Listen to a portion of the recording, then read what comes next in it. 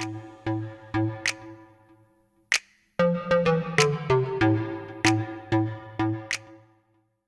everyone, and welcome back to the channel. In today's video, we're going to be working on the V6 MR2, taking some measurements for the axles that I need to buy. Also, it's been a while since I've uploaded anything, and the main reason for that is I'm trying to buy a house right now that just hasn't gone the smoothest. I know a home purchase is going to be expensive, so all of my spare cash I've been funneling into my house fund. But the way the market is right now, I haven't been able to get a house, and essentially I've pulled back a little bit, and I'm still continuing to put money aside in case a real good deal pops up. But yeah, I don't think I'm going to find anything anytime soon. And until then, I can't really do any big projects because technically the townhouse that I rent out, I'm not supposed to be doing any type of automotive work. They generally let it slide if it's something like where the engine stays in the car, but then when you start, talking about some of these bigger jobs, I know management wouldn't let that slide. Anyways, in the meantime, I'm gonna keep my eyes peeled because I know there is a slight chance that maybe a house could pop up, and I'll keep doing some of the smaller projects on the MR2s. As I mentioned, we will be working on this car, and the main reason for it is I actually busted the passenger side axle and half shaft on this car. Initially, when I broke the car, I thought it was only the half shaft because that's where I saw the play at. Had I taken like 10 more seconds to look at everything more carefully,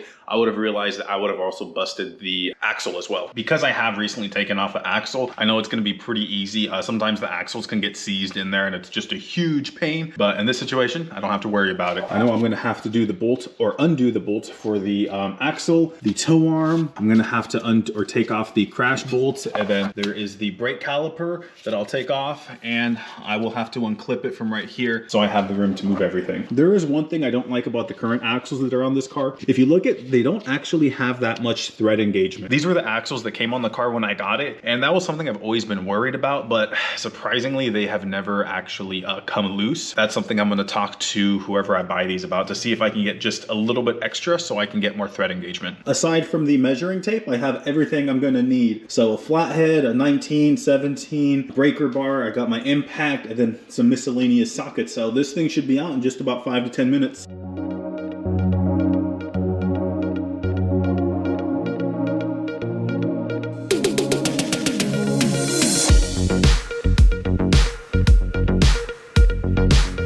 Now that we got the axle out, I can show you what's bad. So here is the side that's good. Look at that. There's no clunking, no nothing. And then if we turn it to the other side, this is the side that was attached to the half shaft. Yep.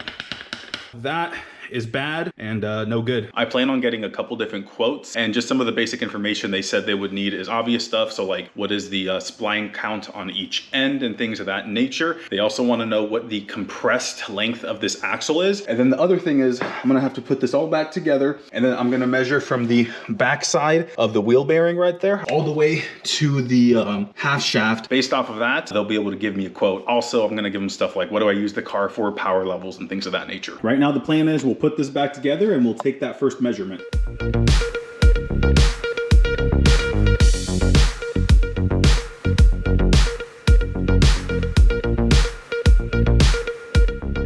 Car is back together, so we're going to start measuring now. One thing you'll see is that I did jack the car up because you do want it at ride height when you're going to make the measurement. And essentially, so right here is a half shaft that I have. I'll be measuring from the start of the splines to the back side of the hub here where the wheel bearing starts. I wanted to give you guys another look. I know it's a little dark, but yeah, anyways, I'll be measuring to this surface right here. All right, just going to run this on through, make sure it's there, it's touching. Space was kind of tight, so I ended up just moving the camera out of the way. But the measurement that I got from the back side of the wheel bearing to the half shaft was 18 5/8 of an inch. So I got that situated. The other thing I have to do is take a measurement of the CV axle compressed. Taking the compressed measurement's gonna be easy enough. I have this up tall. I'm pressing down a little bit. It's fully compressed, and I'm actually gonna grab another flat edge so I can make sure I'm accurately reading. I actually have a wrench from the coilovers to adjust the height. That will get me 23 1/4 inch. So that's the compressed length of the axle. Those are all the measurements I'm gonna have to take. I also need to know stuff like the spline count and whatnot, but that's easy enough because I already know that information since it's an NA chassis and I know where the transmission came from. The next step is to go out and get some quotes. I already was in contact with one company. That's why they asked me for the compressed length of the axle. There's another company I'm gonna reach out to, but they didn't ask for that information. They just wanted to know the distance between the half shaft to the back side of the wheel bearing. Hey everyone, it's been a few days since that last clip. In full transparency, transparency, my plan was to only measure for the passenger side axle because that's the only axle that's broken right now. There is one company that I contacted. Unfortunately, they're only willing to build axles in pairs, which I totally understand because it has to be worth their while. And there's honestly the second thing that, yes, I broke this one, the other one is still okay, but I mean, if I broke this axle, the other one is probably not that far behind. Right now, the plan is to take off the driver's side axle, and then I'm gonna measure the compressed length of the axle, and I'll send that information over, then I can get an accurate quote and kind of go from there. This side will be a repeat of the other side, so undoing the bolt for the axle, the brakes, the tow arm, and then the crash bolts right there, and then of course loosening up the brake line. One thing I want to note is that on this side, the axle connects directly to the transmission. I already drained the transmission fluid, so I don't have to worry about that. I can just pull the axle out with no worry. And with that, I will set the camera up and we'll do a quick time lapse as I take out the axle on the driver's side.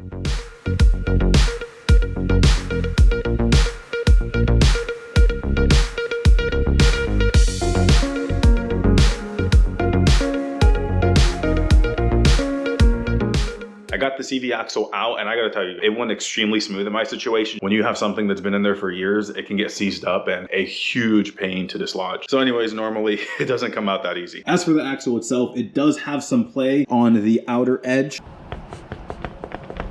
Had I kept running the driver's side axle, it would have gotten progressively worse. The outside would have developed more play. Earlier when I said that the driver's side axle probably wasn't that much behind the passenger side axle, that was definitely accurate. I'm gonna put this all back together, then I'm gonna take some measurements and send that information off.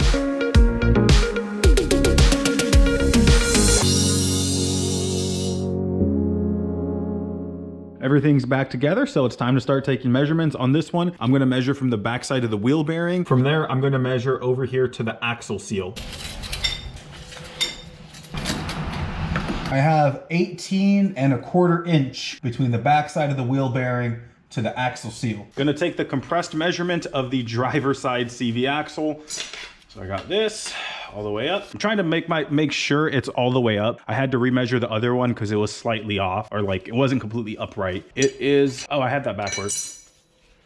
This one's about 23¼ as well. Off camera, I did decide to just double check all my numbers because this is gonna be an expensive purchase and I wanna make sure it's right and there's no mess ups, because if I messed up, that cost me more money. And I'm very glad I did, because on the axles, I messed up the way that I was measuring just because I wasn't at the right angle. This one is the passenger side, fully compressed. This is 23 inches. Initially, I measured 23¼ so this one's actually 23, and then this is the driver's side. I measured 23¼ and that one was accurate. In terms of the measurements on the car itself, between like the hub and where it meets to the transmission, or I guess half shaft if you're looking at the passenger side, those numbers were good as well. The one thing I do have to figure out, and I'll talk to the company I'm going to purchase these from, is for the half shaft, where do they want me to measure from? Because some of the schematics I saw online, they said to measure to the axle seal, other ones said to where the start of the splines are at. So I did both measurements, so I have them just in case. Right now my plan is just to send off the measurements that I got, and then we'll kind of go from there. I know this is going to be an expensive purchase, so, and I don't know how soon I'll actually be able to buy the axles, but we'll see how that goes. And with that, I don't got anything else for this video. See you guys in the next one.